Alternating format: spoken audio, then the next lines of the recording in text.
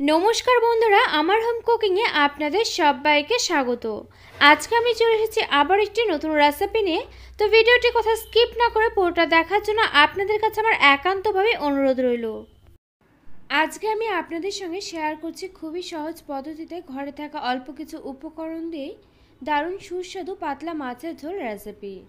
মাছের ঝোল কিন্তু আমরা অনেক রকমভাবে রান্না করে থাকি, তবে এভাবে যদি একটু সবজি দিয়ে ডাঁটা আলু বেগুন দিয়ে রান্না করা যায়, এটা যেমন খাওয়া শরীরের পক্ষে ভীষণভাবেই উপকারী, তেমন কিন্তু এই রেসিপিটি গরমের দিন হোক বা ঠান্ডার দিন খেয়েও কিন্তু ভীষণভাবেই তৃপ্তি পাওয়া যায়।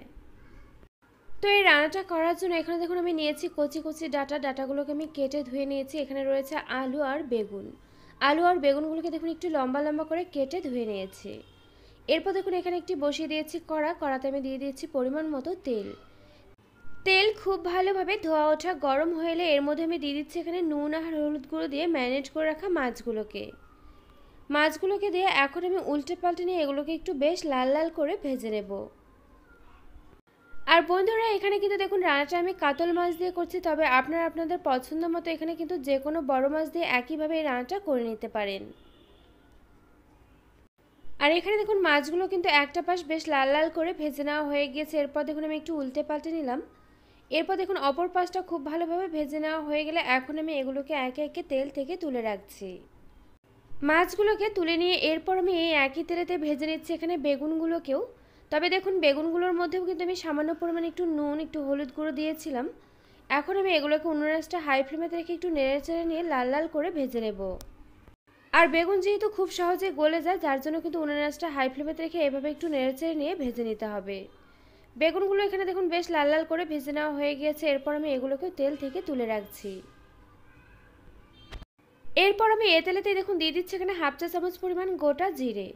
আর বন্ধুরা, আমি আগেই বলেছি ফোড়নে কিন্তু এখানে আর কিছুই তেমন দেব না, রান্নাটা কিন্তু খুবই সহজ পদ্ধতিতে করছি, তবে খেতে কিন্তু এই সহজ রান্নাটাই ভীষণই অসাধারণ লাগে খেতে। এরপর দেখুন ফোড়নটা ভাজা হয়ে গেলে এর মধ্যে আমি দিয়ে দিলাম এখানে কেটে রাখা আলুর টুকরোগুলোকে। একই সঙ্গে দিয়ে দিলাম এখানে আমি একটি ছোট সাইজের পেঁয়াজ কুচি। পেঁয়াজ আর আলুটাকে এখন দেখুন নেড়েচেড়ে নিয়ে বেশ লাল লাল করে একটু 3 থেকে 4 মিনিট মতো নেড়েচেড়ে নিয়ে ভেজে নেব। বেশ কিছু সময় দেখুন নেড়েচেড়ে নেওয়ার পর কিন্তু এখানে আলু আর পেঁয়াজটা বেশ লাল লাল করে ভেজে নেওয়া হয়ে গিয়েছে। আলু আর পেঁয়াজটা যখন এরকম খুব ভালোভাবে ভাজা হয়ে যাবে তখন আমি এর মধ্যে অ্যাড করে দিলাম এখানে দেখুন একটি ছোট সাইজের টমেটো একটু টুকরো করে কেটে রেখেছিলাম সেটাকে। এরপর আমি একই সঙ্গে দিয়ে দিচ্ছি এখানে ছোট চামচ রূপে 1 চা চামচ পরিমাণ আদা আর কাঁচা লঙ্কা বাটা। একই সঙ্গে এর মধ্যে আমি দিয়ে দিচ্ছি এখানে কেটে রাখা ডাটাগুলোকে। এরপর দিয়ে দিচ্ছি এখানে স্বাদ মতো নুন। এরপর এর মধ্যে দিয়ে দিচ্ছি এখানে একটি ছোট চামচ মেপে হাফ চা চামচ পরিমাণ হলুদ গুঁড়ো। দিয়ে দিচ্ছি সেই একই চামচ মেপে হাফ চা চামচ পরিমাণ লঙ্কা গুঁড়ো। এই সমস্ত উপকরণগুলো দিয়ে দেওয়া হয়ে গেলে এখন আমি এগুলোকে নেড়েচেড়ে নিয়ে খুব ভালোভাবে একটু কষিয়ে নিচ্ছি। আর ডাটাগুলো যেহেতু বেশ কচি রয়েছে আলুর তুলনায় কিন্তু অনেক বেশি তাড়াতাড়ি সেদ্ধ হয়ে যাবে, যার জন্য কিন্তু আলুটাকে একটু ভেজে নিয়ে পরেই কিন্তু ডাটাগুলোকে দিয়ে এভাবে কষিয়ে নিতে হবে। তো এখানে দেখুন সমস্ত কিছু কিন্তু খুব ভালোভাবে কষিয়ে নেওয়া হয়ে গিয়েছে, টমেটোগুলোও কিন্তু দেখুন সেদ্ধ হয়ে গিয়েছে। এরপর আমি এর মধ্যে অ্যাড করে দিচ্ছি এখানে পরিমাণ মতো জল দিয়ে সমস্ত কিছুকে খুব ভালোভাবে একটু নেড়েচেড়ে মিশিয়ে নিতে হবে। এভাবে নেড়েচেড়ে মিশিয়ে নেওয়া হয়ে গেলে এখন আমি উনুনটা হাই ফ্লেমেতে রেখে এভাবে রান্নাটা হতে দেব 5 থেকে 6 মিনিট মতো। আর এখানে দেখুন ঝোলটা কিন্তু আমি একটু বেশি পরিমাণ করে দিয়েছি, যেহেতু এটা মাছের আমি পাতলা ঝোল বানাবো, তবে আপনারা আপনাদের পছন্দ মতো কিন্তু জলের পরিমাণটা এখানে ব্যবহার করতে পারেন। তো এখানে আমি ফিরে এলাম 5 থেকে 6 মিনিট পর। দেখুন 5 থেকে 6 মিনিট মতো রান্নাটা হয়ে গেলে এরপর আমি এর মধ্যে দিয়ে দিচ্ছি এখানে ভেজে রাখা মাছের টুকরোগুলোকে। মাছগুলো দিয়ে দেওয়ার পর এরপর আমি একই সঙ্গে দিয়ে দিচ্ছি এখানে ভেজে রাখা বেগুনগুলোকে। একই সঙ্গে দিয়ে দিচ্ছি এখানে 1 চা চামচ পরিমাণ ভাজা গুঁড়ো মশলা। এখানে আমি গোটা জিরা আর গোটা ধনে একসঙ্গে শুকনো খোলাতে ভেজে গুঁড়ো করে নিয়েছিলাম, সেটাই কিন্তু 1 চা চামচ পরিমাণ দিয়ে দিলাম। আর এরকমভাবে যদি সবজি দিয়ে মাছের পাতলা ঝোল রান্না করা যায় সেগুলোকে কিন্তু এভাবে একটু ভাজা গুঁড়ো মশলা দিলে খেতে বেশি ভালো লাগে। তো এখানে দেখুন এগুলো সমস্ত কিছু দিয়ে হালকাভাবে একটু খুব ভালোভাবে নেড়েচেড়ে মিশিয়ে নিলাম। এরপর আমি উনুনটা মিডিয়াম টু লো ফ্লেমে রেখে ঢেকে রান্নাটা হতে দেবো আবারও 3 থেকে 4 মিনিট মতো।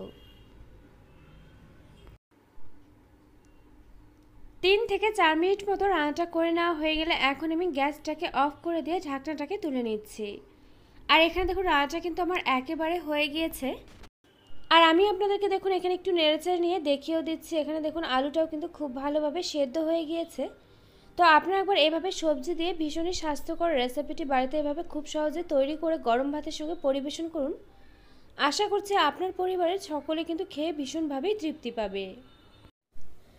তো আমার এই রেসিপিটি আপনাদের কাছে কেমন লাগলো অবশ্যই একটি লাইক দিয়ে কমেন্ট করে জানাতে কিন্তু ভুলবেন না, কারণ আপনাদের একটি লাইক একটি কমেন্ট কিন্তু আমাকে এরকম নতুন নতুন ভিডিও বানাতে আরও অনেক বেশি উৎসাহিত করবে।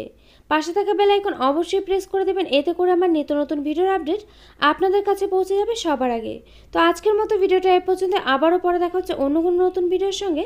আর আমার এই ভিডিওটি শেষ পর্যন্ত দেখার জন্য আপনাকে জানাই অসংখ্য ধন্যবাদ।